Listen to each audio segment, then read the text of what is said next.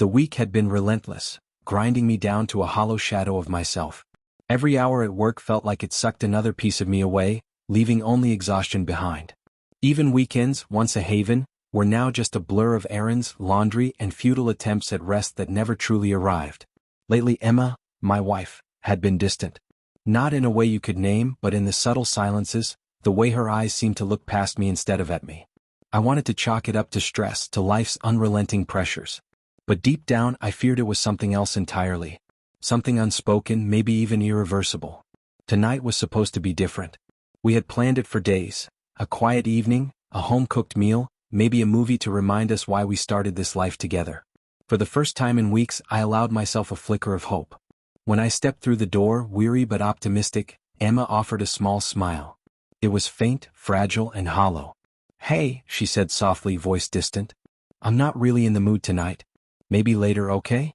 Her words, so casual, cut sharper than any knife. All I wanted was closeness, a sense that she still saw me, still wanted me. I forced a smile. "Sure," I said lightly, dropping my briefcase on the counter. "No worries.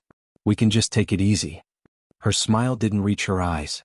"I'll be in the other room," she murmured, and the weight behind that simple statement made it clear, she was already gone. The house seemed to contract around me, every corner heavy with quiet.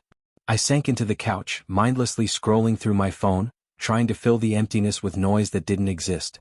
Then came the soft, deliberate footsteps. Mara, Emma's twin sister. Mara had always been a whirlwind, lively, magnetic, a stark contrast to Emma's careful reserve. She had a way of moving through a room that pulled attention without effort. But tonight there was something different, something deliberate in her approach. "Hey Mark," she said, her voice light, carrying a warmth that made my chest tighten. "Hey," I replied, attempting casualness. "Emma's not really up for company tonight." Mara tilted her head, a small knowing smile playing at her lips. "Yeah, I kind of figured." She settled next to me on the couch, closer than usual, just close enough to make my pulse quicken. "Mind if I hang out for a bit?" "Of course not," I said, forcing a laugh. "Feels like ages since we talked." At first, it was innocent, shared jokes, small talk, the kind of idle chatter that kept loneliness at bay. But gradually the undertone shifted. Her voice softened. Her gaze lingered too long. Her body inched subtly closer. "You know," she murmured, almost conspiratorially, "I've always envied the two of you. You and Emma, it was special." I exhaled, uneasy. I still love her. I just don't understand where we lost the connection. Mara nodded slowly, her eyes holding mine in a way that made me feel exposed. People drift apart. Things fade when you stop tending to them. She paused, tilting her head with a provocative glint. "Sometimes, it only takes one spark to light what seems lost." Her words hung in the air, thick and suffocating. My chest tightened. "Mara, what are you implying?" Her smile was no longer playful. It was deliberate, measured. "I'm saying," she whispered, leaning close enough for her warmth to brush against me, "that maybe you've been waiting for something that isn't coming. Maybe it's time to feel alive again."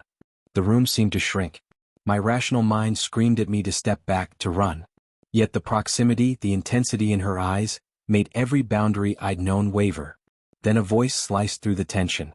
"What's going on in here?" "Emma." She stood in the doorway, unreadable, observing. Not anger, not shock, just calm, unsettling awareness. "Just talking," Mara said easily, her tone smooth, practiced. "Is that all right?" Emma didn't reply. She lingered for a heartbeat, then turned and walked away without another word, leaving only silence in her wake. I shifted my gaze back to Mara. Her eyes were fixed on me now, a dangerous mixture of challenge and temptation.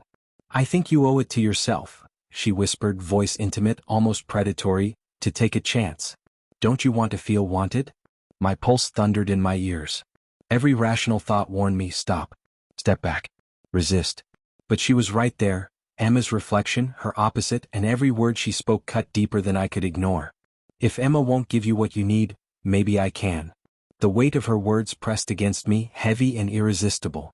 In that moment I realized I was standing on the edge of a precipice, one choice away from losing everything I held dear.